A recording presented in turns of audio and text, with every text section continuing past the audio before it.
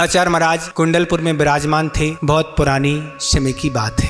और आचार्य महाराज की ऐसी चर्या थी कि आचार्य महाराज अपना लगभग 24 घंटे कुंडलपुर के बाबा के पास पहाड़ पर ही व्यतीत करते थे।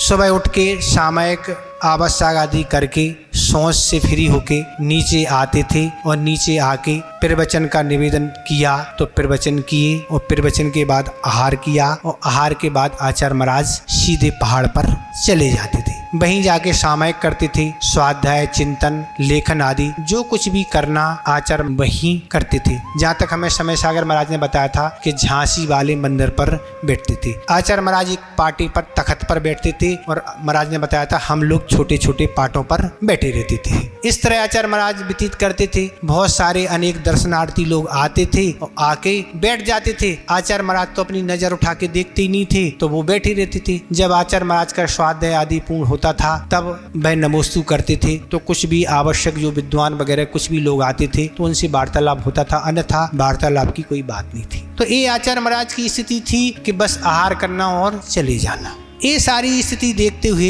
एक दिन आचार्य महाराज आहार करके ऊपर जा रहे थे। तब एक विद्वान महोदय ने कहा, आचार्य महाराज इस तरह आप हम लोग को छोड़ के चले जाते हैं ऊपर तो हम लोगों को अच्छा नहीं लगता है। आप यहाँ रहेंगे तो अच्छा रहेगा। वैसे वास्तविक बात तो ये है कि आपने छोड़ा ही क्या है, ना आपका विवाह हुआ ना आपने घर बसाया, इससे छोड़ने की तो कोई बात ही नहीं है। तो आचार्य महाराज ने जब ये बात सुनी तो आचार्य महाराज यही कहा कि आपने जो छोड़ने की बात कही है तो छोड़ा हमने क्या है, तो छोड़ा है हमने आप जैसे लोगों की संगति। हम असहियों की संगति नहीं छोड़ते तो ये हम क्या करते, हम मुनि नहीं बन पाते। इसलिए सबसे पहले तो पंडित जी हमने आप जैसे लोगों की संगति छोड़ी है। ठीक है, आप कह रहे क्या छोड़ा, तो केवल पत्नी छोड़ना और घर छोड़ना ही नहीं, ये भी छोड़ना बहुत महत्वपूर्ण है। और आप कह रहे हैं हम लोगों को आप छोड़ के ऊपर चले जाते, हमें अच्छा नहीं लगता। तो आचार्य महाराज ने कहा कि ऊपर जाए बिना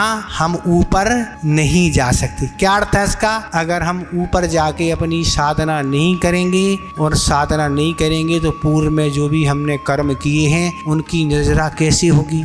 हम किस लिए मुनि, तुम्हारे लिए मुनि बने हैं क्या कि तुम्हें ही सुनाते रहें और तुम्ही से चर्चा करते रहें। तो हम वहाँ जाके अपना समय समय पर ध्यान आदि करते हैं, शांति से बैठते हैं और अपना अच्छा सब काम करते हैं। इसलिए ऊपर बिना अगर हम ऊपर नहीं जाएंगे तो फिर हम कभी हमारी मुक्ति भी नहीं हो पाई। इसलिए ऊपर जनाए बनाए हम ऊपर नहीं जा सकते। अब पंडित जी के पास कोई उत्तर था ही नहीं। क्या उत्तर, कोई नहीं था, कोई ना प्रश्न था ना उत्तर था, चुप रह गए। तो ऐसे साधना करने वाले गुरुदेव हैं